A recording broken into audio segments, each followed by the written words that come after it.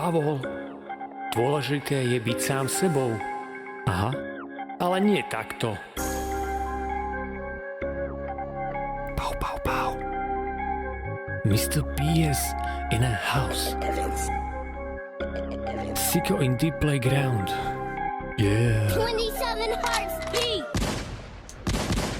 Som family friendly, ako family guy, ako South Park ti podávam meta komentár, že som chcel byť iba family friendly star, aby som si pod postelou rátal svoj honorár a HSPS.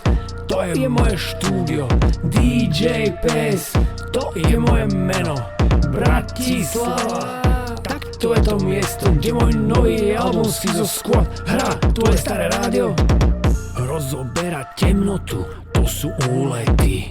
Dym, potom vízie, to sú výlety. Tichý šepot, to je copywriter, tvoje hlave. Peniaze za kampaň, maj pekný hrdinský pripravené v ruke.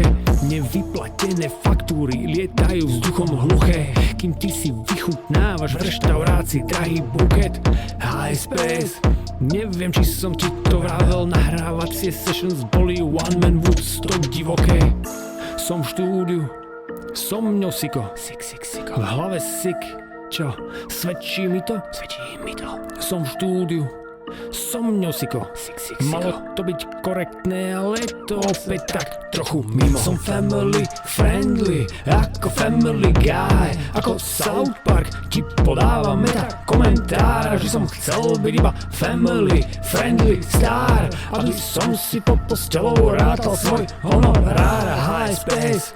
To je moje štúdio, djPS, to je moje meno, Bratislava. Takto je to miesto, kde môj nový album Syko Squad hrá tvoje staré rádio. Nový deň, to je nový song, sny sa skrývajú na papieri v šuplíkoch. Nikotín ma volá na prechádzku von na balkón. Nikodým sa pamätám, ak bože môj starý som. Nie sú podstatné peniaze ani výzor. Doma mám baby veľký nový televízor. Nemám čo povedať ti. Doma som, sám sa hrám digitálne hry. Vždy som chcel byť korektný, family friendly, aby ste ma mali radi. Vždy som chcel byť korektný, family friendly, aby som spravil poriadny biz. Lebo Syko, to je náš.